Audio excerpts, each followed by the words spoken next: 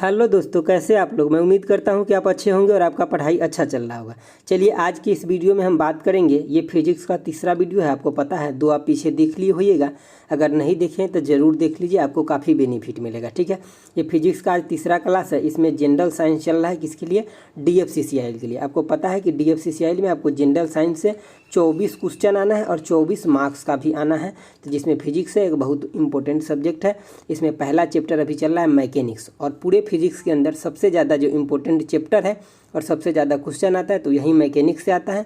इसका अभी हम थ्योरी कर रहे हैं। ये आज का लास्ट क्लास है, मतलब मैकेनिक्स का 2 क्लास करा दिए थ्योरी, ये तीसरा क्लास है। थ्योरी आज पूरा खत्म हो जाएगा। इसके बाद जो भी ऑब्जेक्टिव बनता है वो मैं लेकर आऊँगा आपके लिए। ठीक है, तो चलिए देखते हैं। आप मन लगा के पढ़िए, तभी आपको अच्छा से अच्छा नंबर आएगा एग्जाम में। आप सिर्फ और सिर्फ PDF से पढ़ लीजिएगा ना, तो जो यहाँ कंसेप्ट जो डिस्कस करता हूँ ये आपको समझ में नहीं आएगा, समझे बात। तो इसीलिए आप क्लास देखिए, आप तभी आपको पूर्ण 100% बेनिफिट मिलेगा। ठीक है, चलिए देखते हैं पहला क्या है। पहला आपका एनर्जी। एनर्जी मतलब हिंदी में इसको क्या बोलते हैं? ऊर्जा बोलते हैं, समझ गए बात। और इसका यूनिट क्या होता है? जूल होता है। आप हिंदी इंग्लिश दोनों में सेम ही बात है। ठीक है, देखिए पहला पॉइंट क्या है कि the energy of an object is its capacity for doing work, it is a scalar quantity. ये कैसा होता है एनर्जी? हम आपको पीछे जब स्केलर वेक्टर पढ़ाए थे तो आपको पढ़ा दिए थे कि एनर्जी क्या होता है, एक स्केलर क्वांटिटी होता है। ठीक है, इसका यूनिट जो होता है जूल होता है, ये भी आपको याद रखना है। और ये होता क्या है, जो कार्य करने की हमारे पास जो क्षमता जो होता है ना, कार्य करने की क्षमता, उसी को क्या बोलते हैं? एनर्जी। जो हम कार्य करने की क्षमता, अगर मान लिया जाए जो कार्य का यूनिट होता है वो क्या होता है? जूल में। और जूल पर इसको क्या कर दीजिए, मतलब जैसे कि कार्य करने की क्षमता जो होगा ना, ये जूल हो गया।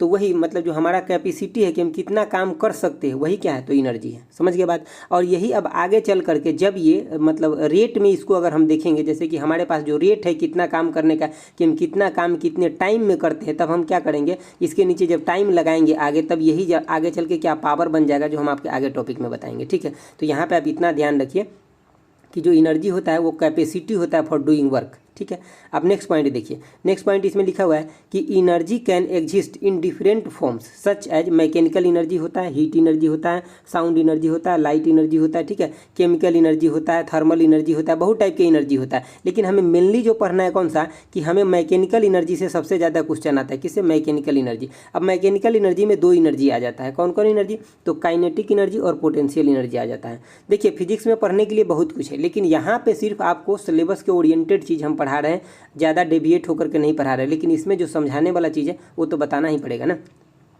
तो देखिए काइनेटिक एनर्जी हो गया और पोटेंशियल एनर्जी हो गया। अब काइनेटिक एनर्जी को हमें थोड़ा सा डीप में देखना होगा और पोटेंशियल एनर्जी को भी। तो चलिए देखते हैं हम आगे काइनेटिक एनर्जी क्या कह रहा है और पोटेंशियल एनर्जी क्या कह रहा है। देखिए आपका काइनेटिक एनर्जी है, सबसे पहली बात कि आपको पता होगा कि जब भी कोई भी ऑब्जेक्ट यानी कि वस्तु जिसके अंदर मास अगर है, कुछ भी m है, और उसके पास वेलोसिटी भी आ गया, तो हमें इस बॉडी के अंदर क्या दिखेगा? तो काइनेटिक एनर्जी दिख जाएगा। समझ गए, काइनेटिक एनर्जी जिसका फार्मूला क्या होता है? तो 12mv² होता है कि बॉडी का मास कितना है और बॉडी का वेलोसिटी कितना है। तो मास के क्या होता है? डायरेक्टली प्रोपोर्शनल, और वेलोसिटी के क्या? तो स्क्वायर के डायरेक्टली प्रोपोर्शनल होता है क्या? तो काइनेटिक एनर्जी। समझ गए बात। तो यही बात यहाँ पे लिखा गया है। चलिए देखिए ये लिखा गया यहाँ पे क्या, कि कोई भी बॉडी है जिसके अंदर मोशन अगर है तो उसके अंदर काइनेटिक एनर्जी एग्जिस्ट कर जाएगा। ये देखिए क्या लिखा गया, when a momentum is double then kinetic energy become 4 time. देखिए मोमेंटम का कंसेप्ट आगे आएगा, लेकिन मैं यहाँ पे थोड़ा पॉइंट दिया है तो मैं समझा देता हूँ। देखिए मोमेंटम जो संवेग, मोमेंटम को हम क्या बोलते हैं हिंदी में? इसको बोलते हैं संवेग। यहाँ पे हिंदी वाले भाई साहब देख लीजिए, संवेग बोलते हैं इसको। ठीक है, तो संवेग। अब यहाँ पे क्या हो गया कि मोमेंटम को हम P से डिनोट करते हैं, किससे? P से लिखते हैं। और P इजकल टू क्या? मोमेंटम इजकल टू क्या होता है? M इंटू में V होता है। ठीक है, अब काइनेटिक एनर्जी क्या देखें? तो काइनेटिक एनर्जी देखे हैं आप हाफ और उसके साथ mv का स्क्वायर देखें। अगर मैं ये बोलूँ कि यहाँ भी m से ऊपर में गुना कर दूँ और नीचे में भी m से गुना कर दूँ तो आपको कोई दिक्कत नहीं होगा। ठीक है, तो इसको अब क्या लिख सकते हैं आप काइनेटिक एनर्जी को? तो देखिए mv का होल स्क्वायर हो गया और नीचे में क्या हो जाएगा? 2m हो जाएगा। समझ गए बात। और इसी mv को क्या बोलते हैं? p बोलते हैं। तो काइनेटिक एनर्जी इक्वल टू आपको यहाँ पे क्या मिल गया? तो p के स्क्वायर बटे में क्या? 2m मिल गया। अब देखिए यहाँ पे यही चीज़ बोला गया इस पॉइंट में क्या, कि हम क्या करते हैं, काइनेटिक एनर्जी मतलब व्हेन मोमेंटम इज डबल, अगर मोमेंटम को आप देखिए आप p के जगह 2p पुट कीजिए तो काइनेटिक एनर्जी क्या हो जाएगा, काइनेटिक एनर्जी हो जाएगा यहाँ 2p पुट कीजिएगा तो क्या हो जाएगा 4p² हो जाएगा कि नहीं हो जाएगा, और बटे में क्या हो जाएगा तो 2m हो जाएगा। तो अब क्या हो गया ये काइनेटिक एनर्जी, क्योंकि काइनेटिक एनर्जी आपको सिर्फ इतना पार्ट था, ये पार्ट था काइनेटिक एनर्जी, लेकिन देखिए इसमें 4 से गुना हो गया।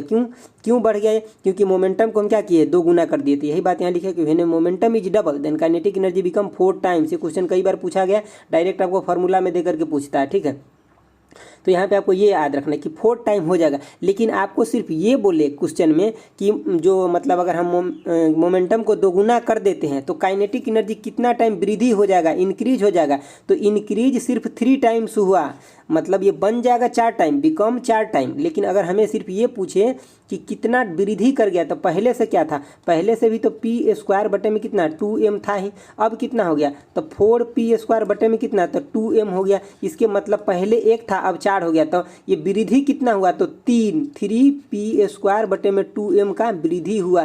तो हमें ये क्वेश्चन में ध्यान रखना है, वो कहेगा अगर वृद्धि कितना हो गया, इंक्रीज कितना कर गया तो 3p² मतलब 3 टाइम वृद्धि कर गया, लेकिन हो कितना टाइम गया तो 4 टाइम। इस बात को हमें ध्यान रखना है, ठीक है। चलिए आगे देखते हैं।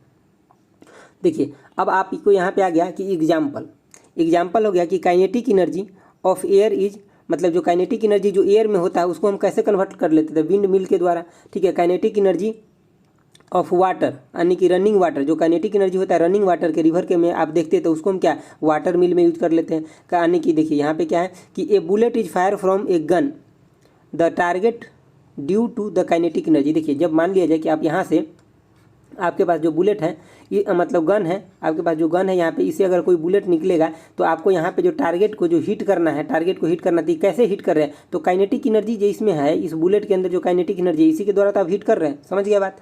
चलिए पोटेंशियल एनर्जी देखिए पोटेंशियल एनर्जी क्या होता है, ये होता है mgh, ठीक है। और ये फॉर्मूला सिंपल है, लेकिन आपको कभी कभी क्रिटिकल बनाएगा आपको सिचुएशन दे करके, कैसे वही मैं समझा देता हूँ। देखिए ये होता क्या है, हमेशा ये निकाला जाता है जब कोई भी बॉडी हो किसी पोजीशन पे रखा है, किसी हाइट पे रखा है, तो हमें जैसे कि बोल देगा आपको कोई खंभा पे रखा है, पोल पे रखा है, छत पे रखा है, इतना हाइट है, उसका मास इतना है, तो उसके अंदर पोटेंशियल एनर्जी कितना है। तो हमेशा जैसे कि मान लीजिए कि हमारे पास ग्राउंड ये है, ठीक है। देखिए ये हो गया ग्राउंड हो गया, ये ग्राउंड हो गया। अब इससे ऊपर एक 10 मीटर का ये पोल है, ठीक है। और इस पोल के ऊपर अब क्या किया, एक भाई साहब ने चढ़ गए इसके ऊपर, ठीक है। भाई साहब ने चढ़ के खड़े हो गए और इनका मास जो है भाई साहब के कितना तो 30 kg है, ठीक है। अभी बोल रहे हैं कि हमारा एनर्जी अब यहाँ पे कितना है, तो इनके एनर्जी ये तो रुके हुए, तो काइनेटिक एनर्जी तो होगा नहीं, लेकिन पोटेंशियल एनर्जी होगा। तो कितना होगा तो mgh, यानी कि अगर जी का वैल्यू हम 10 ले तो 10 गुने में 30 गुने में कितना 10 मीटर भी है तो 30 मतलब 10, तो ये कितना हो जाएगा इतना जूल के बराबर हो जाएगा, समझ गए बात। तो यही चीज़ आपको कंसेप्ट आएगा। ये थोड़ा मैं एग्जाम्पल आपको दिखा देता हूँ ताकि एग्जाम्पल में क्या होगा, इसका भी यूनिट जूल ही होता है। इसमें आपको एग्जाम्पल में इसलिए दिखा रहा हूँ कि यहाँ पे मैं 1-2 चीज़ आपको समझाऊंगा जो समझने वाला है। देखिए पहला एग्जाम्पल देखिए, the potential energy of wooden spring block. ये तो चलिए ज़्यादा इंपॉर्टेंट नहीं है, ये एग्जाम्पल आपका बहुत ज़्यादा इंपॉर्टेंट है। ये देखिए ये इंपॉर्टेंट कह रहा है कि the potential energy of the water dam is use to run the turbine in order to produce electric energy using generator. देखिए जो जब से कि मान लिया जाए कि ये होता है आपका डैम, मान लीजिए कि ये डैम है, ठीक है। आपका ये डैम है, ये पूरा का पूरा किससे भरा है, वाटर से, यहाँ तक एकदम पूरा फुल भरा है। ये बहुत हाइट तक होता है, ठीक है। ये डिपेंड करता है कि आप कौन सा टरबाइन यूज करते हैं, ठीक है। टरबाइन में भी टाइप होता है, जैसे कि पेल्टन टरबाइन होता है, रिएक्शन टरबाइन होता है, ये सब टरबाइन होता है, ठीक। केप्लन टरबाइन होता है। तो ये सब जो कौन सा टरबाइन, जैसे कि सबसे ज़्यादा जो पानी का हाइट का जो जरूरत होता है मतलब पेल्टन टरबाइन में होता है, ठीक है। तो ये सब आपको इतना डीप में नहीं पढ़ना है, जो आपको पढ़ना है वो मैं बताता हूँ। देखिए अब मान लीजिए कि यहाँ पे आपको टरबाइन लगा हुआ है, ठीक है। ये ब्लेड है, ये लगा हुआ है। अब आपको जो है इससे इसके जो मतलब जो शाफ्ट है इससे आगे आपको क्या जनरेटर कनेक्ट है, ठीक है। अब ये क्या हो रहा है कि यहाँ से पानी निकल रहा है ऐसे और इसके ऊपर नोजल के थ्रू जा रहा है, खूब तेज में स्ट्राइक कर रहा है इसको, तब ये रोटेट कर रहा है। जब ये रोटेट कर रहा है तो इसका जनरेटर भी रोटेट करेगा, उससे हमें इलेक्ट्रिक मिल जाएगा, ठीक है। लेकिन आपको क्वेश्चन सिर्फ इतना ही तक नहीं रहेगा, आपको यहाँ पे जब पोटेंशियल एनर्जी इस डैम का पूछा जाएगा जो mgh, तो आप कैसे निकालिएगा। हाइट तो इसको पता है, लेकिन यहाँ क्या ग्रेविटी भी आपको पता है, अर्थ पे है तो सेमी ग्रेविटी होगा हर जगह पे, ठीक है। लेकिन यहाँ पे मास में आपको थोड़ा फेरा दे देगा, क्या दे देगा कि इसके अंदर वाटर भरा हुआ है, ठीक है। और इसको डेंसिटी इक्वल टू में क्या, मास बाई वॉल्यूम, इसके टर्म में भी आपको दे सकता है। जैसे कि वाटर है तो ये स्टैंडर्ड वाटर है तो इसका डेंसिटी हम कितना 1000 kg पर मीटर क्यूब ले लेंगे, ठीक है। और यहाँ पे आपको वॉल्यूम दे देगा इसका कि इस वाटर का वॉल्यूम जो है इतना मीटर क्यूब, मतलब जितना होगा वो दे देगा आपको, वॉल्यूम यहाँ पे आपको दे देगा। तो आपको क्या, अब यहाँ से मास निकाल करके तब आपको पोटेंशियल एनर्जी बताना पड़ सकता है, ऐसे स्टैंडर्ड क्वेश्चन बनता है, ठीक है। इस बात को आपको ध्यान रखना है, समझ गए बात।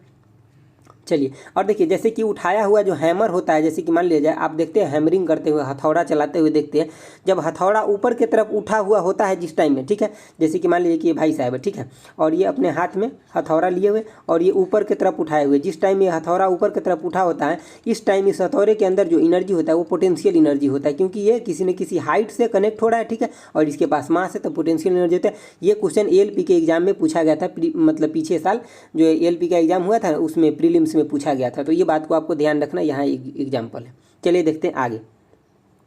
आगे आपका कि principle of conservation of energy. देखिए एनर्जी जब भी आपको बात करेगा तो एक बात तो आपको ध्यान से सुन लेना है, क्या कि सबसे पहली बात, एनर्जी कभी ना तो आप क्रिएट कर सकते और ना कभी आप डिस्ट्रॉय कर सकते, ना तो आप बना सकते और ना ख़त्म कर सकते। आप जो एनर्जी जो बना लेते हैं ना, आपको लगता है हम बनाए हैं, नहीं, आप एनर्जी बनाए नहीं, एक्चुअली आप एनर्जी को फॉर्म को चेंज किए हैं। जो फॉर्म आपको था तो आप अपने रिक्वायरमेंट के अकॉर्डिंग चेंज कर लिए उस एनर्जी को, समझ रहे थे। एनर्जी हमेशा चेंज होता है। जैसे कि सपोज कीजिए कि आप गाड़ी लिए हुए हैं खूब, ठीक है, और आप जो है ना इस पर बैठे हुए हैं, ठीक है, आप बैठे हुए हैं और खूब तेज में इस गाड़ी को लेकर के कहाँ जा रहे हैं एकदम पूरा, ठीक है।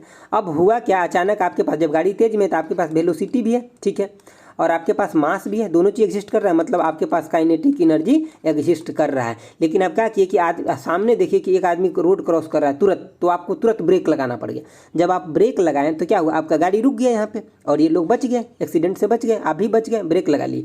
तो जब आप ब्रेक लगाए तो आपका ये काइनेटिक एनर्जी था, ये कहाँ चला गया। जब आप ब्रेक लगाएं चक्का में यहाँ पे, तब क्या हुआ कि यहाँ पे क्या हुआ, घर्षण हुआ, फ्रिक्शन फोर्स, जो मैं पीछे वीडियो में खूब अच्छे से समझाया था, फ्रिक्शन फोर्स। अब जब यहाँ पे घर्षण लगा, फ्रिक्शन फोर्स हुआ, तो यहाँ पे क्या हुआ, हीट जेनरेट हुआ, बात समझे। तो ये काइनेटिक एनर्जी किस में चेंज हो गया, हीट एनर्जी में चेंज हुआ। आपका ये काइनेटिक एनर्जी डिस्ट्रॉय नहीं हुआ, ये हीट एनर्जी में चेंज हो गया। और ये हीट एनर्जी कहाँ चला गया, तो ये इन्वायरमेंट के अंदर ये हीट एनर्जी चला गया, समझ रहे थे। यहाँ पे एनर्जी का सिर्फ फॉर्म चेंज होता है। आपको लगा कि हम इस एनर्जी को क्या कर दिए, बर्बाद कर दिए, हमें स्पीड पकड़ाए थे और हमें रोकना पड़ गया, लेकिन नहीं, ये एनर्जी सिर्फ चेंज हुआ है। बात को समझे।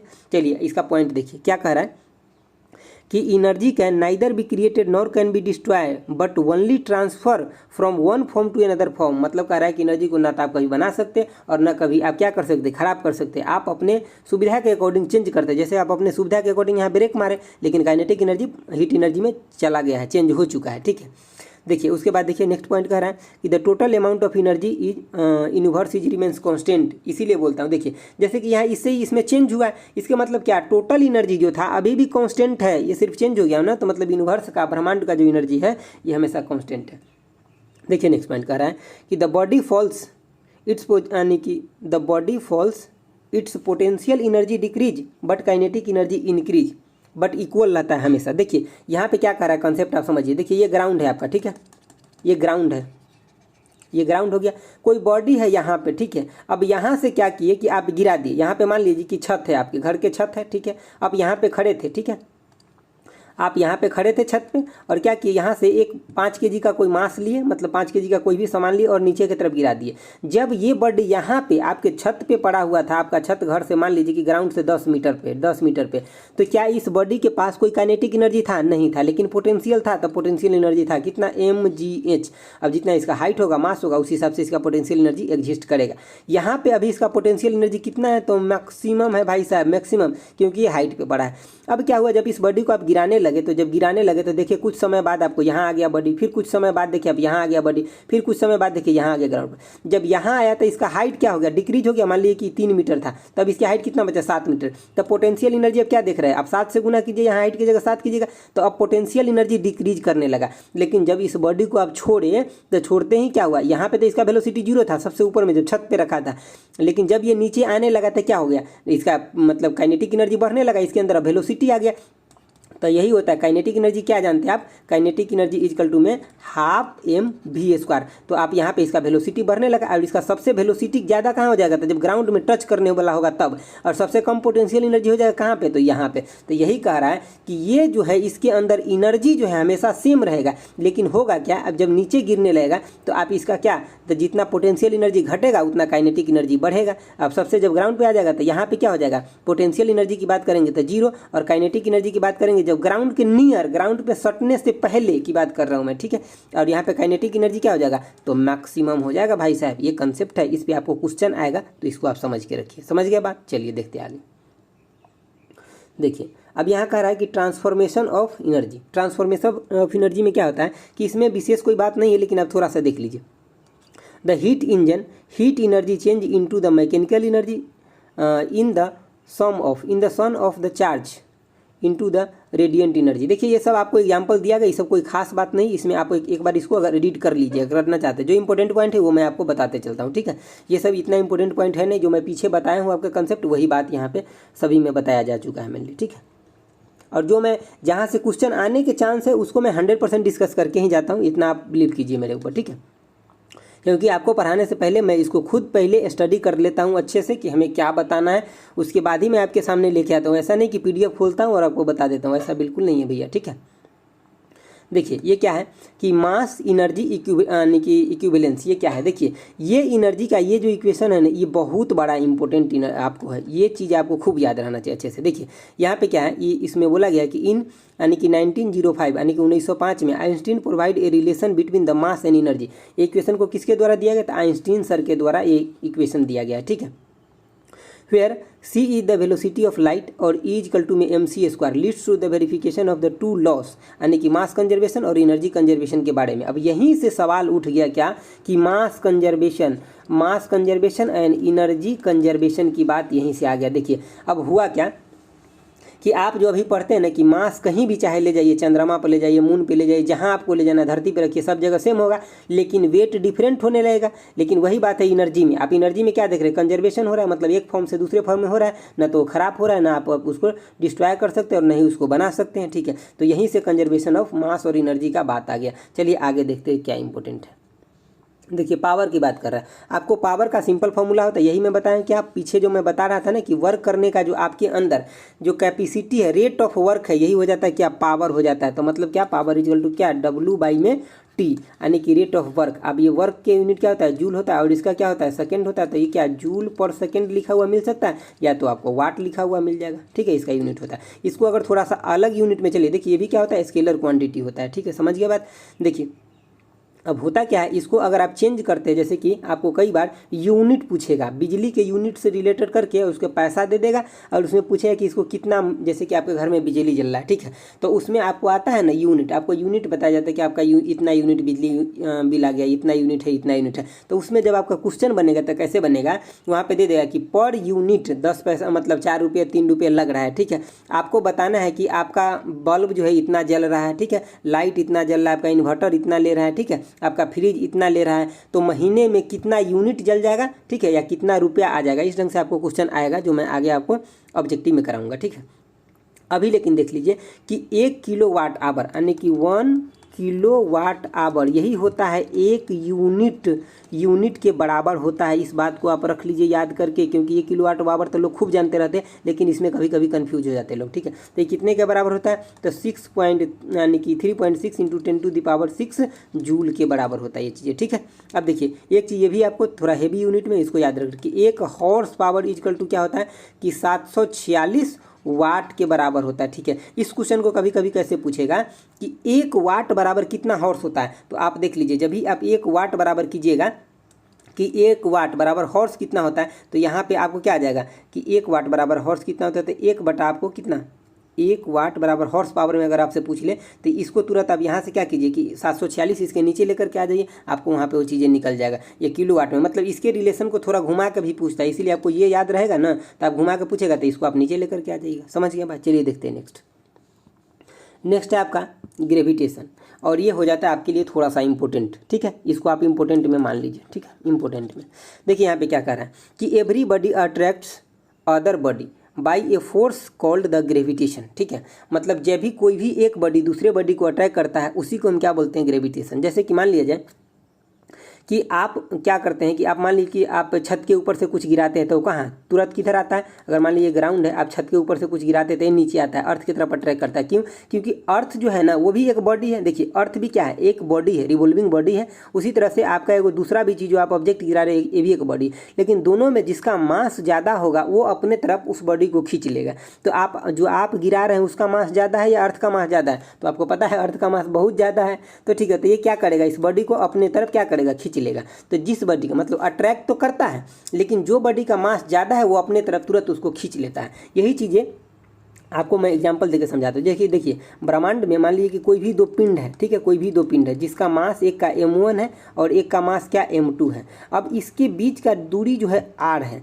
इसमें अभी कभी कभी आपको क्वेश्चन बना करके पूछेगा कि इस दोनों के बीच में तब फोर्स कितना लग रहा होगा। तो यही फोर्स इक्वल टू में होता है क्या कि G m1 m2 बटा में क्या r²। अब देखिए यहाँ से क्वेश्चन क्या क्या बनेगा इसको आप ध्यान से सुन लीजिए। देखिए पहली बात क्या है, ये g क्या है, तो ये है आपका यूनिवर्सल ग्रेविटेशनल कांस्टेंट। मैं यहाँ कलर कर दिया हूँ जो इंपॉर्टेंट है। इसका वैल्यू भी इंपॉर्टेंट है। वैल्यू क्या होता है, तो 6.67 × 10⁻11 न्यूटन मीटर स्क्वायर पर kg²। ठीक है, इसका यूनिट कई एग्जाम में सीधे सीधे डायरेक्ट पूछा गया है और लोग इसको याद करते रहते। भैया आप याद क्यों करना है। देखिए यहाँ पे हम कैसे निकाल सकते हैं कि जैसे कि यहाँ पे फोर्स का यूनिट हम जानते हैं कि नहीं, न्यूटन होता है। तो ठीक है, हम यहाँ पे फोर्स का क्या न्यूटन लिख लिए।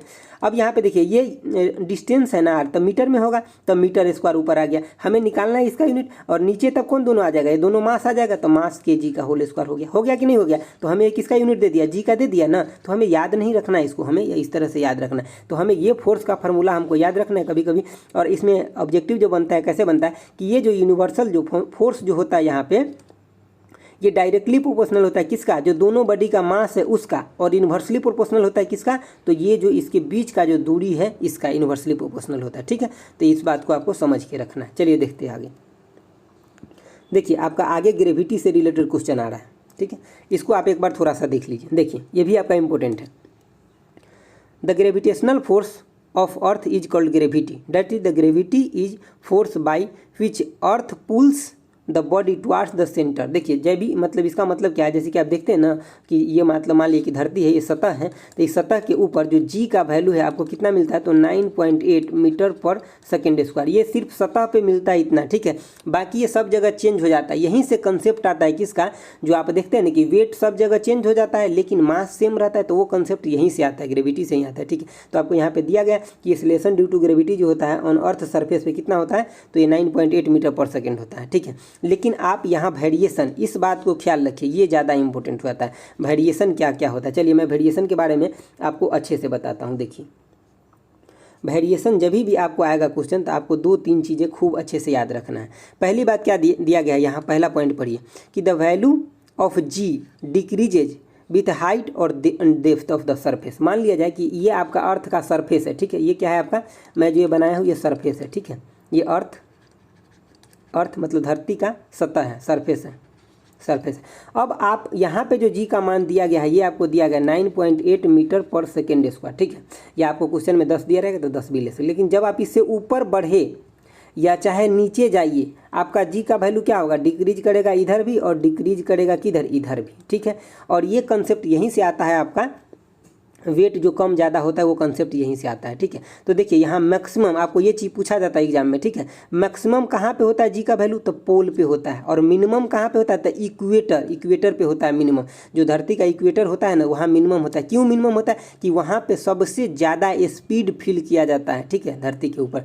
यहाँ पे देखिए नेक्स्ट पॉइंट क्या है कि G decrease due to rotation of earth, मतलब जैसे कि जी मतलब वहाँ पे सबसे ज़्यादा कम हो जाता है, डिक्रीज करने लगता है, जहाँ पे अर्थ का स्पीड क्या हो जाता है, ज़्यादा हो जाता है।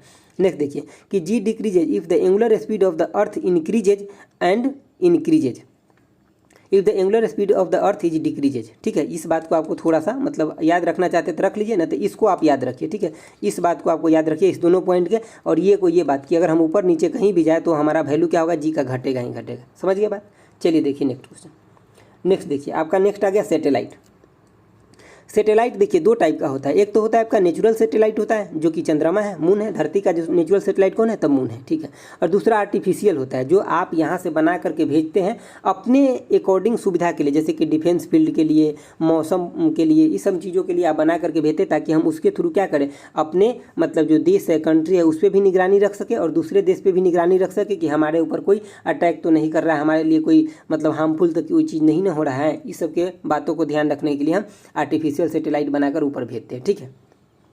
अब इसको थोड़ा पढ़ लीजिए। नेचुरल और आर्टिफिशियल यानी कि body revolving around the planet under the gravitational attraction. इस बात को आपको ध्यान रखना है, ये जो घूमता रहता है ना, ग्रेविटेशनल अट्रैक्शन की वजह से घूमता रहता है, क्योंकि कोई भी बॉडी यूनिवर्स में अगर वो रोटेट कर रहा है तो किसी न किसी के ग्रेविटेशन की वजह से मतलब रोटेट कर रहा है, ठीक है। अब ये देखिए इसमें ये इंपॉर्टेंट क्या है कि orbit speed of satellite independent of mass.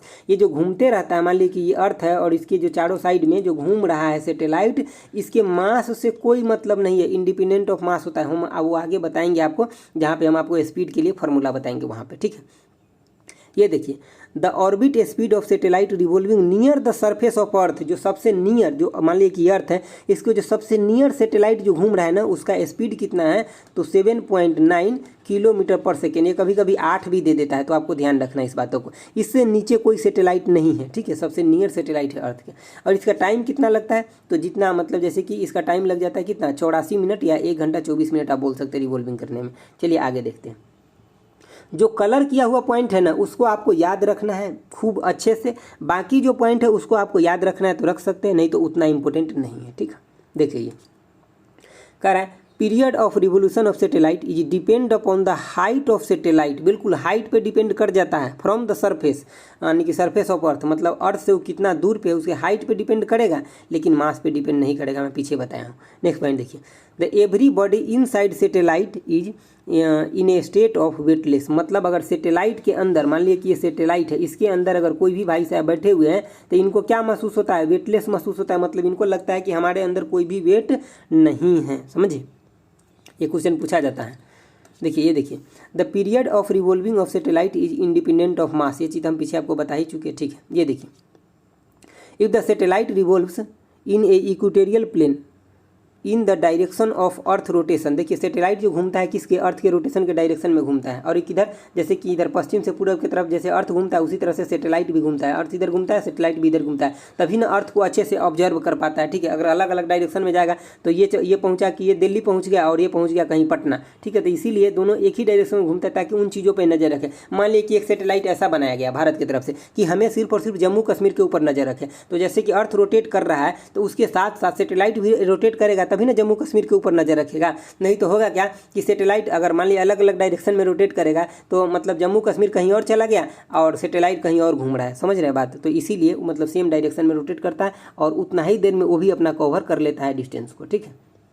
अब यहाँ पे देखिए एक चीज़ यहाँ पे आपको याद रखना है कि जियो स्टेशनरी जो सैटेलाइट होता है वो कितने ऊंचा पे रहता है अर्थ से, तो ये होता है कितना, 3600 किलोमीटर ऊंचा पे रहता है फ्रॉम अर्थ। ये चीज़ें पूछा जाता है, इसको आपको एग्जैक्ट वैल्यू याद रखना है। कभी कभी आपको कन्फ्यूजन के लिए क्या करेगा, किलोमीटर हटा देगा, ऑप्शन में जो भी देगा यहाँ पे तो आपको 36 दे देगा, यहाँ कभी 3 गो जीरो दे देगा, कभी 4 गो दे देगा, कभी 2 गो दे देगा। तो इसलिए आपको इसको ध्यान रखना है कि एग्जैक्ट क्या 3600 है तो किलोमीटर में है, ठीक है। इस बात को आपको ध्यान रखना है।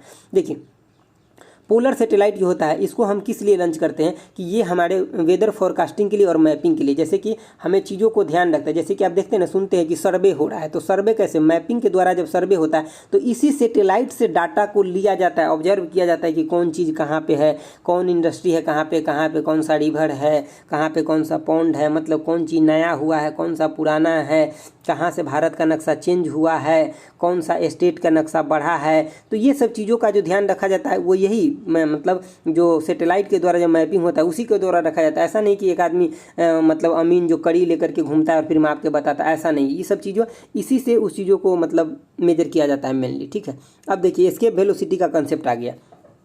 आप पढ़े तो होइएगा एस्केप वेलोसिटी, ठीक है, लेकिन हम थोड़ा सा आपको एक्स्ट्रा भी बताएंगे, आप समझने की कोशिश कीजिए।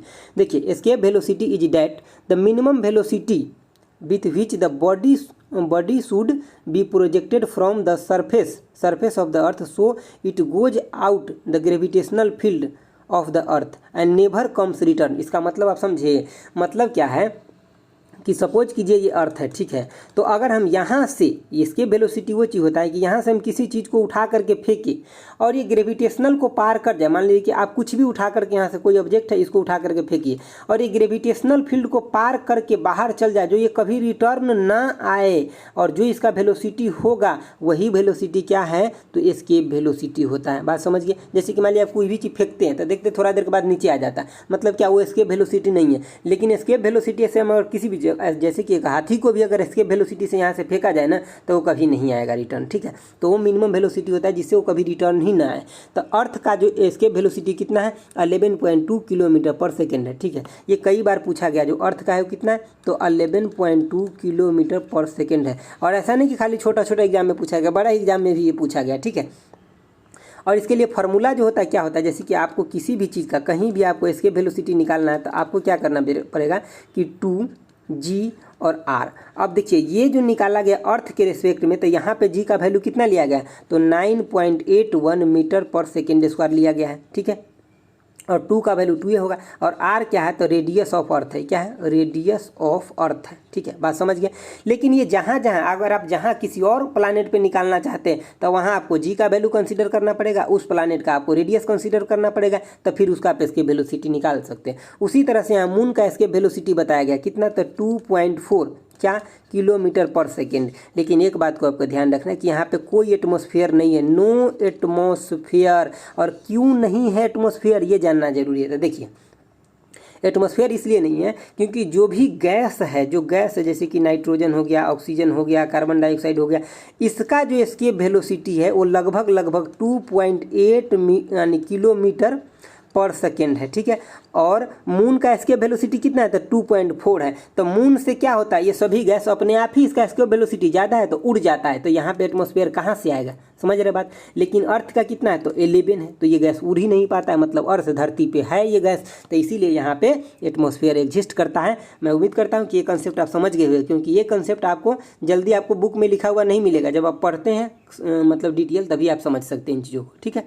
चलिए देखते हैं। अब यहाँ पे बताया कि मून का जो होता है ग्रेविटेशनल जी कितना होता है, तो 1/6 होता है, ठीक है। जो अर्थ का होता है उसके 1/6 होता है, ये बात यहाँ लिखा हुआ, ये बात आप जानते भी होइएगा, ठीक है। चलिए देखिए नेक्स्ट है आपका कि यही बात यहाँ पे कहा गया कि रिमेंस कांस्टेंट होता है, जो भी होता है सो देखिए मतलब उसी के बारे में बताया गया। इसको आप पढ़ना चाहते हैं पढ़ लीजिए, विशेष बात इसमें कुछ नहीं है, ठीक है। वेट जो होता है आप जानते हैं mg होता है, तो यहाँ कुछ खास बात नहीं है। चलिए आगे चलते हैं, देखते हैं। देखिए अब ये जो क्वेश्चन आया ना, ये लिफ्ट वाला, ये आपको खूब परीक्षा में आता है और यहाँ से नोमरिकल भी आता है, ऑब्जेक्टिव भी आता है। और आपको मैं एक बार आज समझा देता हूँ, ध्यान लगा के समझ लीजिए, कहीं और से पढ़ने का आपको ज़रूरत नहीं होगा। अगर आज तक आपको ये कंसेप्ट समझ में आता है तो ठीक है, नहीं तो अगर आप पॉइंट याद करके बैठे हुए हैं तो आप फिर एग्जाम में सोचिए कि लिफ्ट ऊपर जा रहा है तो हमारा वेट बढ़ रहा है या घट रहा है, लिफ्ट अगर नीचे जा रहा है तो हमारा वेट बढ़ रहा है या घट रहा है। अगर ऐसे याद किए हुए तो उसको आप भूल जाइए थोड़ी देर के लिए, हम आपको कंसेप्ट क्लियर कराते हैं। पहला पॉइंट आप पढ़िए, कह रहा है इफ लिफ्ट इज स्टेशनरी और moving with uniform speed either upward to downward, मतलब आइदर मतलब अपवर्ड जा रहा है तभी भी या डाउनवर्ड जा रहा है तभी भी, कोई फर्क नहीं।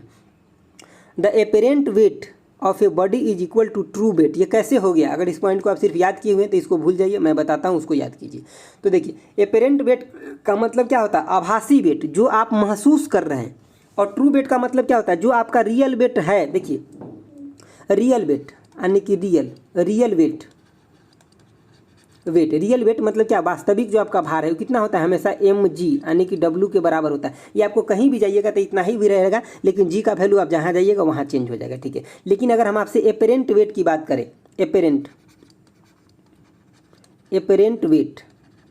वेट की अगर हम बात करें मतलब आभासी भार, तो ये क्या होता है, जो आप महसूस करते हैं वेट, जहाँ पे जितना वेट आप महसूस करते हैं। सपोज कीजिए कि आप अगर हवा में फ्री फॉल कर रहे हैं तो आप कोई वेट महसूस कर रहे हैं नहीं ना, तो वहाँ पे एपेरेंट वेट का है, आपका है ही नहीं कुछ, एपेरेंट वेट 0। जहाँ वेटलेस महसूस करते हैं वहाँ एपेरेंट वेट कुछ नहीं है, आपका रियल वेट है लेकिन एपेरेंट वेट नहीं है। जैसे कि आप पीछे हम पढ़ाए थे कि सैटेलाइट के अंदर क्या है कि आदमी वेटलेस हो जाता है, मतलब वहाँ पर उसका एपेरेंट वेट नहीं है, बात समझे। तो यहीं पे देखिए, यहाँ पे हम आपको एग्जांपल से समझाते हैं सब कुछ, मतलब जो आप फील करते हैं, जो वेट आप फील करते हैं वही एपेरेंट वेट है। तो देखिए इस केस में क्या है कि या तो बॉडी स्टेशनरी है, ठीक है, मतलब मान लिया जाए कि ये लिफ्ट है आपका, आप बारीकी से समझिए चीज़ों को, एकदम आपको मज़ा आ जाएगा समझ के। ये लिफ्ट है और इसमें क्या है, ये भाई साहब चढ़े हुए हैं आराम से, या तो ये लिफ्ट ऊपर जा रहा होगा, या तो ये लिफ्ट क्या हो रहा है नीचे आ रहा होगा, या तो ये लिफ्ट रुका होगा। जब ऊपर जा रहा है तभी भी बोला है क्या यूनिफॉर्म, मतलब एक समान स्पीड से यूनिफॉर्म से, या नीचे जा रहा है तभी भी यूनिफॉर्म। इसके मतलब यहाँ पे एक्सेलरेशन इनका क्या हुआ, तो जीरो हो गया। बात समझ रहे, एक्सेलरेशन जब यूनिफॉर्म स्पीड है तो एक्सेलरेशन क्या होता है, v2 - v1 बटा में क्या टाइम, तो यहाँ पे एक्सेलरेशन क्या हो जाएगा, जीरो हो जाएगा। अब देखिए इस पर्सन का जो वेट था वो कितना था, तो इस पर्सन का जो रियल वेट है वो है w = में mg। और जब ये लिफ्ट ऊपर जा रहा है तो हम मान लेते हैं इसके अंदर जो ऊपर जा रहा था, तब इसके जो ऊपर जा रहा था तो इस रोप से खींचा जा रहा है, इसको इस धागा से रोप से खींचा रहा है, तो इसका टेंशन T लग रहा है और इसका खुद का वेट किधर लग रहा है, W नीचे लग रहा है। बात समझ गए। अब देखिए यहाँ नेट फोर्स का कंसेप्ट आता है, फोर्स नेट। और नेट फोर्स क्या बोलता है कि जो ऊपर की तरफ लिफ्ट जा रहा है तो हम क्या ले लेते हैं, T माइनस में क्या W, जो इसका ये अपेरेंट वेट है, T को हम क्या ले लिए, अपेरेंट वेट, और W को क्या बोल दिए, रियल वेट बोल दिए। तो नेट फोर्स यहाँ पे क्या होता है, नेट फोर्स होता है हमसे हमेशा ma होता है, और यहाँ पे a एक्सेलरेशन क्या है, जीरो। तो ये क्या हो गया, मतलब ये पूरा का पूरा ये कितना हो गया, जीरो हो गया। और जीरो = क्या है, यानी कि T माइनस में W। तो आप यहाँ पे क्या देखें, T = में W हो गया। तो अब इस कंसेप्ट को आप समझ गए होइए कि अपेरेंट वेट जो होता है कैसे रियल वेट के ट्रू वेट के बराबर होता है। तो इसीलिए बराबर होता है जब ये यूनिफॉर्म से जा रहा हो, या यूनिफॉर्म से आ रहा हो, या रुका हुआ हो लिफ्ट में, तब इसको क्या होगा, जितना इसका भार है उतना ही महसूस करेगा। बात समझ गए। चलिए अगला केस अब हम आप देखते हैं। ये हो गया आपका पहला केस, ठीक है। अब दूसरा केस देखते हैं क्या बोल रहा है आपको। देखिए दूसरा आप समझिए, दूसरा पॉइंट ये है। दूसरा पॉइंट कह रहा है इफ़ लिफ्ट इज गोइंग, फिर से आपको लिफ्ट है, ठीक है। अब देखिए, अब जल्दी जल्दी मैं बता देता हूँ, आपका टाइम ना खराब करूँगा, ठीक है। और टाइम खराब क्या कर रहा हूँ, आप अगर सीख रहे हैं चीज़ों को ना, तो इससे बेहतरीन कुछ नहीं हो सकता। इन सब चीज़ों को कंसेप्ट के सीखने के लिए ना बहुत इंस्टीट्यूट में पैसा भी दे करके जाइएगा ना, आपको ऐसे टैलेंट टीचर मिलेंगे तभी आप सीख पाइएगा ना। तो वो भी क्या करते हैं, उतार ही देते हैं बुक से ज़्यादातर। लेकिन आपको अगर अच्छे टीचर हैं, सिखाने वाले हैं, तो वो ज़रूर सिखाएंगे आपको। अब देखिए क्या कर रहा है, if the lift is going up with acceleration the apparent wait. अब ये लिफ्ट क्या जा रहा है, ऊपर जा रहा है। फिर से हम बोल रहे हैं क्या, ऊपर जा रहा है, ठीक है। लिफ्ट में मतलब जो रोप लगा है उसके द्वारा T ऊपर की तरफ हो गया, और M क्या हो गया, मतलब इसका जो वेट हो गया रियल वेट, ये क्या है, नीचे की तरफ लग रहा है W, यानी कि mg। अब ये लिफ्ट किधर जा रहा है, ऊपर की तरफ जा रहा है, एक्सेलरेशन A से। अब एक्सेलरेशन एग्जिस्ट कर गया, तो पढ़िए आगे।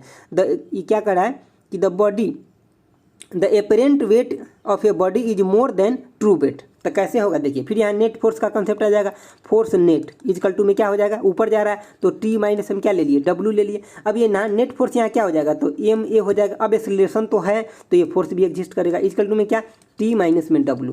अब ये देख रहे हैं किया, T = में क्या हो जाएगा, तो ये इधर आ जाएगा, तो ma प्लस में W। तो अब यहाँ क्या देख रहे हैं कि इस W जो इसका रियल वेट था, इसमें अब क्या M और A जुड़ भी गया, तो अब ये क्या हो गया, बड़ा हो गया ना। ये क्या हो गया, बड़ा हो गया। बात समझ गए ना। तो अब यहाँ पे आपको क्या दिखा कि अपेरेंट वेट क्या हो गया, ज़्यादा। कब, जब ये लिफ्ट ऊपर जा रहा है, किसी एक्सेलरेशन से जा रहा है, अब यूनिफॉर्म स्पीड नहीं है, इसका स्पीड आगे पीछे हो रहा है। समझ गए बात। चलिए तीसरा केस देखते हैं। तीसरा नंबर पॉइंट पढ़िए। तीसरा नंबर कह रहा है कि if lift is going down acceleration, मतलब गोइंग डाउन मतलब लिफ्ट जो है, ये लिफ्ट है, ठीक है। फिर से, और इसमें ये भाई साहब खड़े हैं, ठीक है। और ये देखिए भाई साहब खड़े, अब लिफ्ट क्या आ रहा है, एक्सेलरेशन से नीचे आ रहा है, किसी एक्सेलरेशन से। फिर से इसमें मतलब रोप लगा हुआ है, तो टेंशन T ऊपर की तरफ लग रहा होगा, और नीचे की तरफ क्या W लग रहा होगा, ठीक है। तो गोइंग डाउन। अब इस केस में क्या हो रहा है कि आपको कह रहा है कि the apparent weight of body is less than the true weight. बिल्कुल, देखिए कैसे होगा, तो फिर F नेट यानी कि फोर्स नेट की आप कंसेप्ट की बात कीजिएगा। तो क्या अब नीचे की तरफ आ रहा है, तो हम क्या ले लें, W माइनस में T, W - T। अब यहाँ पे W - T ले लिए, तो क्या इस फोर्स का क्या होता है, मतलब कि ma होता है। अब यहाँ पे W - T, अब यहाँ से अगर आप T निकालिएगा तो T जो आपको अपेरेंट वेट है वो कितना हो जाएगा, तो W माइनस में क्या ma हो जाएगा, ठीक है। आपको एक चीज़ ध्यान रखना है कि लिफ्ट जिधर की तरफ जा रहा है हम उसको पहले लिखेंगे। नीचे की तरफ आ रहा है तो हम W - T लिखेंगे, ऊपर की तरफ जा रहा है तो T - W लिखेंगे, ठीक है। बात समझ रहे हैं। देखिए तो यहाँ पे आपको क्या गया कि अब जो अपेरेंट वेट आपका आया, अपेरेंट वेट, तो आप क्या देख रहे हैं, जो आपका रियल वेट था इसमें से कुछ ना कुछ घट रहा है, तो मतलब अब कम हो गया ना अपेरेंट वेट। चलिए नेक्स्ट पॉइंट अब देखिए, चौथा पॉइंट कह रहा है if the rod is broken, यानी कि rod of the lift is broken it falls freely in this situation the weight of the body in the lift becomes zero, this is situation of the weightless. देखिए जब ये lift में है, ठीक है, जब लिफ्ट है, ठीक है, और यहाँ पे ये भाई साहब थे। अब क्या हुआ, इस रोप को टूट गया, अब यहाँ से कट गया। जब ये कट गया ना तो बिल्कुल देखिएगा, ये जब कट गया तो ये वेटलेस महसूस करने, क्यों? क्योंकि इसका जो अब नीचे आने का जो ए था ना एक्सेलरेशन, ये जी के बराबर हो गया। बात समझ गए, जी के बराबर हो गया। फिर से इनका क्या हो रहा है कि मास की वजह से जो रियल वेट डब्ल्यू नीचे लग रहा है, ठीक है, एम जी, और टी क्या क्या तो ऊपर की तरफ। अब ये टी जो है ना यहाँ पे, यही टी जो है ये हमें निकालना है, एपरेंट वेट जीरो हो जाएगा। कैसे? तो देखिए नीचे आ रहा है तो फिर हम एफ नेट की बात करेंगे, देखिए, और उसके बाद क्या हो जाएगा, नीचे आ रहा है तो डब्ल्यू माइनस क्या, टी हो गया। तो डब्ल्यू माइनस टी हो गया। तो अभी देखिए इसको क्या लिखते हैं, एम ए लिखते हैं, लेकिन अब ए के जगह क्या जी हो गया, तो हम एम जी लिख देते हैं। और ये आपका जो रियल वेट है इसको भी क्या लिखते हैं, एम जी लिखते हैं, माइनस में टी हो गया, तब इससे ही कट गया। तो यहाँ पे अब टी आपको क्या आ गया, जीरो आ गया। तो एपरेंट वेट इस सिचुएशन में जीरो हो गया। मैं उम्मीद करता हूँ कि चारों केस आप बहुत अच्छे से समझ गए होइएगा, ठीक है। चलिए आगे चलते हैं। देखिए सिंपल हार्मोनिक मोशन, देखिए सिंपल हार्मोनिक मोशन में क्या है, ये डिफिनीशन है, इसमें कुछ खास बात नहीं है। जो नीचे जो है, जहाँ से आपका क्वेश्चन पूछा जाएगा वो मैं डायरेक्ट बात करता हूँ आपसे। देखिए अब यहाँ पे आपको सिंपल हार्मोनिक मोशन का बात करेगा तो आपको सीधे सीधे देगा क्या कि आप यहाँ से समझिए एग्जांपल से। ये एक मतलब ऊपर में कोई फिक्स पॉइंट है और नीचे में आप क्या किए, एक धागा स्ट्रिंग से लगा दिए एक बॉल को नीचे झूलने के लिए, ठीक है। इस बॉल को आप लगा दिए। अब जब ये बॉल झूल रहा है, यहाँ से इसको बांधा हुआ है, तो ये झूल रहा है, तो कैसे झूलेगा, ये ऐसे झूलेगा, ऐसे झूलेगा। जब आप कभी गांव में देखिए होइएगा, ऐसे शहर में तो स्टैंडर्ड झुलुआ होता है, मतलब जिसको झूला बोलते हैं आप, लेकिन गांव में देखिएगा बच्चों क्या करते हैं, आम के गाछी में ही जौड़ी को बांध देता है, मतलब रस्सी को, और वहाँ पे क्या करता है, कुछ बैठने वाला सीन बना देता है, और वो क्या करता है, उस पर बैठ जाता है। उसका एक दोस्त होता है जो आगे पीछे उसको झुलाते रहता है, ठीक है। फिर उसके बाद उसका मम्मी आता है तो आपको पता ही हो कि फिर क्या होगा उसका, ठीक है। लेकिन उससे पहले वो काफ़ी इंजॉय करता है उसके साथ। तो देखिए अब क्या होगा कि ये इसका था कौन सा पोजीशन, मैं बता रहा हूँ, अब पहले समझिए इसको, ठीक है। ये देखिए ये आपका जो ओरिजिनल पोजीशन था, जब ये हिल डोल नहीं रहा था, तब ये क्या, ये ग्राउंड के नियर था। जब ओरिजिनल पोजीशन कहाँ था, ग्राउंड, ये हो गया आपका ये ग्राउंड, ठीक है। और ये कहीं लटकाया हुआ है, ये हो गया ग्राउंड मतलब अर्थ सरफेस। अब क्या हुआ, जब इसको झुलाना आप शुरू किए तो ये क्या होगा, या तो इधर जाएगा यहाँ पे मैक्सिमम पोजीशन, या मैक्सिमम पोजीशन, यहाँ से यहाँ, यहाँ से यहाँ, यहाँ से यहाँ, ये आते जाते रहेगा इसी तरह से। अब इसमें आपको कंडीशन बनेगा क्या क्या, कि पहला कंडीशन को पढ़िए। देखिए यहाँ पे जो है इसका हाइट जो है क्या, यहाँ पे हाइट जीरो है, और यहाँ पे कितना हाइट हो गया, तो इतना हाइट हो गया ग्राउंड से इतना हाइट इंच हो गया, और यहाँ पे भी क्या हुआ, हाइट ग्राउंड से तो कितना हुआ, इंच हो गया, ठीक है। अब आप कंडीशन को पढ़िए। When a particle executing SHM यानी कि simple harmonic motion passes through it's mean position, जब मीन पोजीशन से पास करेगा तो इसके पास क्या क्या हो गया, तो भैया जब मीन पोजीशन इसका ये हो गया, ये कौन सा पोजीशन हो गया, मीन पोजीशन बीच में, और ये क्या हो गया, एक हाइट पे पोजीशन हो गया, ठीक है। मतलब एक्सट्रीम हाइट, इसको क्या बोलते हैं, एक्सट्रीम हाइट बोलते हैं, ठीक है। तो देखिए मतलब सबसे ऊंचा, इससे ऊंचा अब ये नहीं जा सकता। देखते हैं ना झुलुआ झूलते रहते थे, ऐसे ऊपर नीचे जाता रहता है, तो एक लास्ट पॉइंट पर जाता है, उसके बाद फिर रिटर्न होने लगता है। तो मीन मतलब जो पोजीशन है उसका हम कंडीशन देखते थे क्या, यहाँ पे कह रहा है कि no force act on a particle. भाई अब ये लटका हुआ था डायरेक्ट ऐसे, तो इसके ऊपर कहाँ कोई फोर्स, मतलब सिंपल के सिंपल देखिएगा कि सुबह में जाइएगा तो ऐसे ही चीज़ें जब लटका रहेगा तो आपको यहाँ पे क्या दिखेगा कि कोई भी चीज़ अगर मतलब एक धागा से आप चीज़ को बांध के लटका दीजिएगा तो इसके ऊपर कहाँ कोई फोर्स एक्ट कर रहा है, बस इसके अंदर एनर्जी होगा, लेकिन फोर्स कोई एक्ट नहीं कर रहा है, विरामावस्था में, ठीक है। दूसरा पॉइंट पढ़िए, the acceleration of A particle is zero. बिल्कुल, क्योंकि यहाँ पे क्या आप देख रहे हैं कि वेलोसिटी ही नहीं है, तो एक्सेलरेशन कहाँ से आएगा, समझ रहे हैं। वेलोसिटी ही जीरो है तो एक्सेलरेशन कहाँ से आएगा, क्योंकि रुका हुआ चीज़ है, तो ये भी होगा। यहाँ पे देखिए वेलोसिटी, एक मिनट, एक्सेलरेशन ऑफ पार्टिकल, देखिए यहाँ पे यहाँ पे जब ये रुका रहेगा तब इसका वेलोसिटी क्या होगा, जीरो। लेकिन इसका जब रुका नहीं रहेगा, जब ये कंडीशन में हो जाएगा, जब हम इसको झुलाते रहेंगे उस कंडीशन में यहाँ पे वेलोसिटी क्या हो जाएगा, मैक्सिमम हो जाएगा। वो कैसे मैं बताता हूँ, देखिए मैक्सिमम हो जाएगा जब हम इसको झुला रहे हैं। जब ये रेस्ट में था तो वेलोसिटी जीरो होगा, लेकिन अभी हम क्या कर रहे हैं कि इसको सिंपल हार्मोनिक में कंसिडर कर रहे हैं, मतलब हम इसको हिला रहे हैं, उस कंडीशन में इसका वेलोसिटी यहाँ मैक्सिमम होगा। कि यहाँ वेलोसिटी क्या होगा, जब एक्सट्रीम पॉइंट पे पहुँचेगा तो यहाँ इसका वेलोसिटी क्या, यहाँ पे गया, जब इधर से ही जा रहा था तो इसका वेलोसिटी धीरे धीरे इधर की तरफ कम हो रहा था, और यहाँ पे गया तो अचानक इसका वेलोसिटी पूरा कम हो गया, फिर ये रिटर्न हो गया, मतलब यहाँ पे मैक्सिमम वेलोसिटी होगा, ठीक है। तो पॉइंट सी हो गया क्लियर। और यहाँ एक्सेलरेशन क्यों जीरो होगा, क्योंकि यहाँ पे दोनों वेलोसिटी जो होगा सेम ही होगा, मतलब वेलोसिटी यहाँ चेंज नहीं हो रहा है। जब चेंज होता है वेलोसिटी तभी ना एक्सेलरेशन एग्जिस्ट करता है, इसीलिए यहाँ पे एक्सेलरेशन तो जीरो है लेकिन वेलोसिटी मैक्सिमम है। तो देखिए काइनेटिक एनर्जी आपका यहाँ पे क्या हो जाएगा, मैक्सिमम। जब वेलोसिटी मैक्सिमम होता है, आपको पता है क्या काइनेटिक एनर्जी क्या होता है, हाफ एम वी स्क्वायर। तो इसके अंदर मास तो है ही है और वेलोसिटी मैक्सिमम हो गया तो काइनेटिक एनर्जी क्या हो जाएगा, मैक्सिमम हो जाएगा, ठीक है। और पोटेंशियल एनर्जी की बात करेगा तो पोटेंशियल एनर्जी यहाँ पे मैक्सिमम नहीं, जीरो होगा। ये बुक में गलत लिखा हुआ है चीज़ें, इसको आप सही कर लीजिएगा। यहाँ पे पोटेंशियल एनर्जी जीरो होगा क्योंकि यहाँ पे कोई हाइट नहीं है और पोटेंशियल एनर्जी के लिए क्या जरूरत होता है, तो mgh। इसीलिए मैं बोलता हूँ कि हमेशा PDF पे भरोसा नहीं रखिए। ये PDF पे भरोसा रखिएगा तो इसको आप क्या कीजिएगा, याद कर लीजिएगा तो गलत हो जाएगा ना। इसीलिए मैं बोलता हूँ एक्सप्लेनेशन सुनिए। अब आप दूसरा केस देखिए। दूसरा एक ये है कि when a particle executing SHM is at the extreme position. जब ये यहाँ पे आ गया तो इसके अंदर हाइट तो आ गया। अब इसके अंदर देखिए हाइट क्या हो गया, एग्जिस्ट कर गया। इस पोजीशन की बात कर रहे हैं, सेम होगा इस पोजीशन के लिए भी, हाइट आ गया। लेकिन इसके पास जो फाइनल वेलोसिटी है वो क्या हो गया, एक्सेलरेशन यहाँ मैक्सिमम हो जाएगा। देखिए कैसे, तो एक तो इधर से वेलोसिटी गया वो होगा, दूसरा वेलोसिटी जब इधर से रिटर्न होने लगा तो जीरो हो गया। तो यहाँ एक ही वेलोसिटी एग्जिस्ट कर रहा है। जब एक ही वेलोसिटी एग्जिस्ट कर रहा है तो मतलब अब अगर वेलोसिटी आप लिखते हैं तो कैसे, एक्सेलरेशन कैसे लिखते हैं कि final velocity minus initial velocity. तो यहाँ एक ही को वेलोसिटी जब एग्जिस्ट करेगा तो यूनिफॉर्म तो नहीं है ना ये, तो यहाँ एक्सेलरेशन एग्जिस्ट करेगा और वो मैक्सिमम होगा, समझ गया।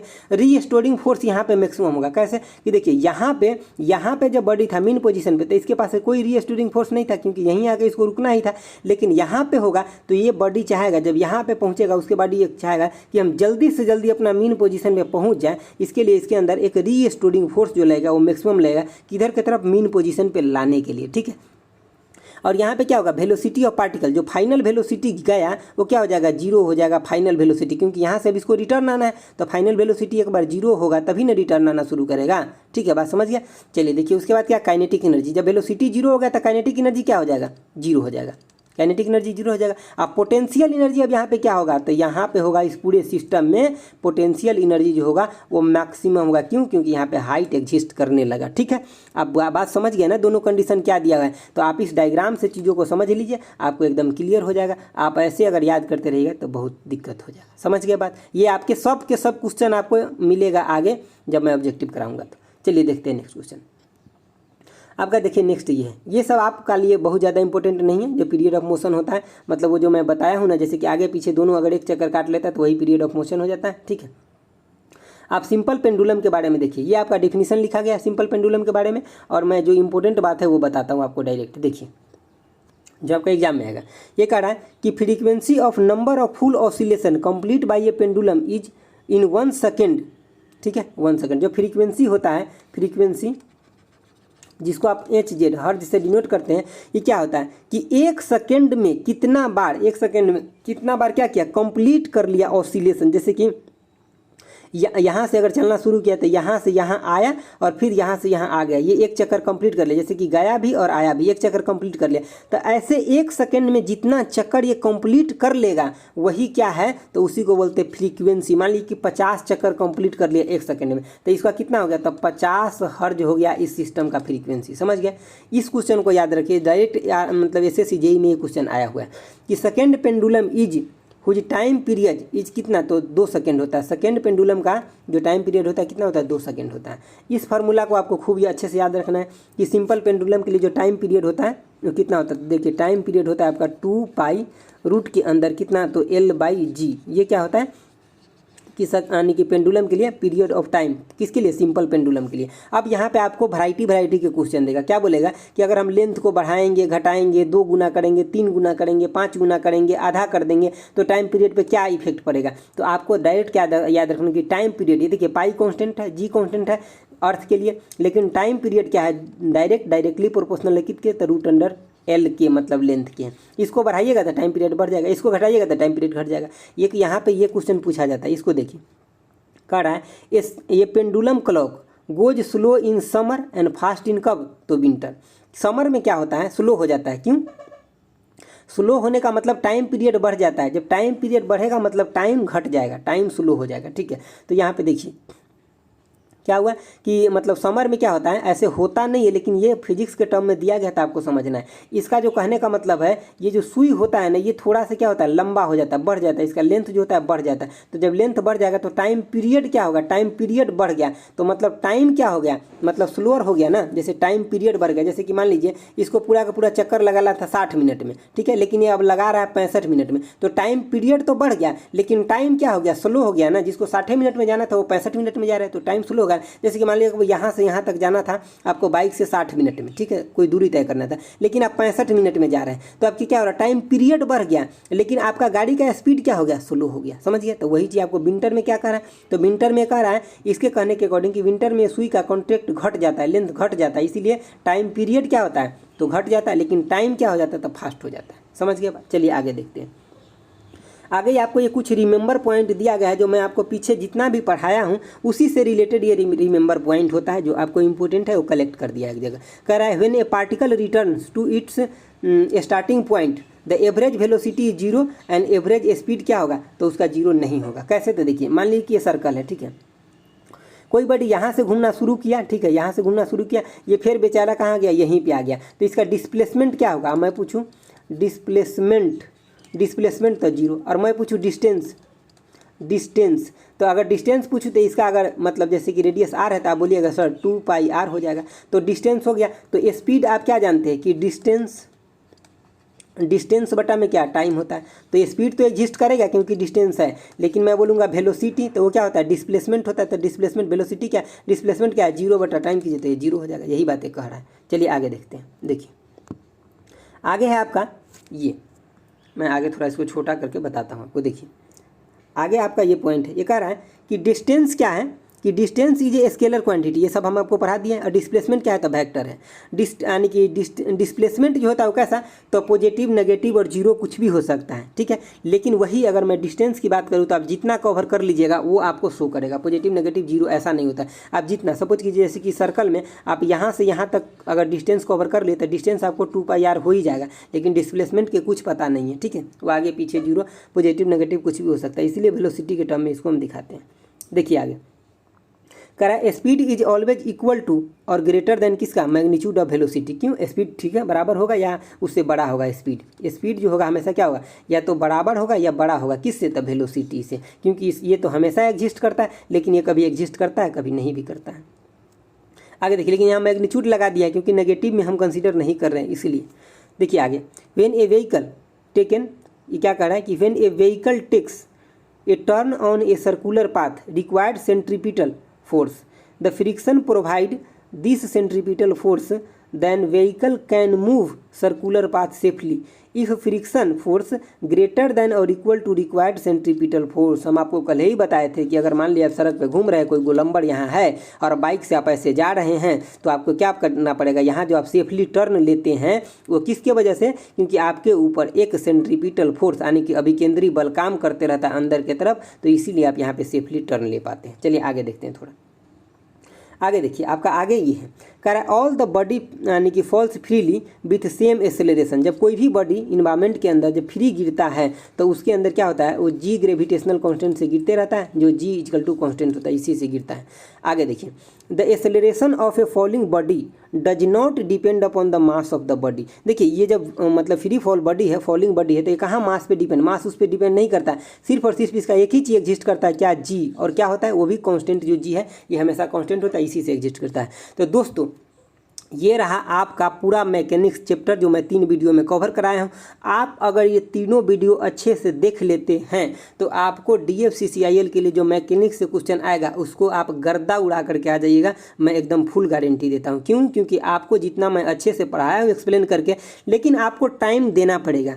आप सोचिएगा कि 5 मिनट में अगर हम मतलब सब कुछ देख लें, आप देखिएगा नेट पर खोजिएगा ना तो आपको 10 मिनट में 20 मिनट में आ जाएगा पूरा मैकेनिक्स कवर करें। आप बताइए अगर 10-20 मिनट में हो जाता पूरा मैकेनिक्स टेनिस कवर, तो ये सिलेबस दिया गया है फालतू दिया गया है क्या? नहीं, बिल्कुल आपको पढ़ने के लिए दिया गया है। अगर आप टाइम देकर नहीं पढ़िएगा तब तक आप किसी चीज़ को समझ नहीं पाइएगा। सचिन तेंदुलकर सर एक दिन में सचिन तेंदुलकर नहीं बने हैं, काफ़ी लंबा टाइम दिए तब बने हैं। हम आपको पढ़ा रहे हैं तो ऐसा नहीं कि एक दिन में पढ़ के पढ़ा रहे हैं, काफ़ी टाइम दिए हैं तब जा कर के आपको पढ़ा रहे हैं। तो इसीलिए आपको टाइम देना पड़ेगा पढ़ने के ऊपर, तब जा कर के आप DFCCIL में ऑफिसर बन पाइएगा। शॉर्टकट वीडियो देखकर आपका काम नहीं होगा, चाहे 2 मिनट देखिएगा स्किप कर दीजिएगा तो आप पूरा कंसेप्ट को समझ ही नहीं पाए, फिर आपको वहाँ पे फंसेगा क्वेश्चन, तो आपको लगेगा कि हम थोड़ा और पढ़े होते। जिस दिन आपका रिजल्ट आता है ना और 1-2 नंबर से किसी का गड़बड़ हो जाता है तो बहुत अफसोस होता है। इसीलिए अभी पूरा का पूरा अटेम्प्ट कीजिए अच्छे से, अभी आपके पास टाइम है, हड़बड़ी नहीं है, अभी एग्जाम में टाइम है। आप पूरा बेस बनाइए, अभी से सिर्फ 2-4 क्वेश्चन के ऊपर मत भटकिए। मैं आपको फिर से बोल रहा हूँ, 2-4 क्वेश्चन के ऊपर मत भटकिए, हर दिन अच्छे से पढ़ाई कीजिए, कंसेप्ट को समझिए। जितना मैं बेहतर से समझा रहा हूँ आप पेड कोर्स लेकर के देख लीजिए, जहाँ लिखा रहता है ना कि 200-300 घंटा हम आपको क्लास कराएंगे, वो भी इतने अच्छे से एक्सप्लेन करके पूरे सिलेबस नहीं पढ़ाते जितना मैं आपको फ्री ऑफ कॉस्ट दे रहा हूँ। तो इस बातों का आप फायदा उठाइए, ठीक है। और आपको अच्छा लगा तो लाइक, शेयर और सब्सक्राइब करना ना भूलिए, क्योंकि मैं बहुत मेहनत से आपको पढ़ाता हूँ, आपको पढ़ को पता भी लगता होगा, ठीक है। तो thanks for watching, okay bye, जय हिंद दोस्तों।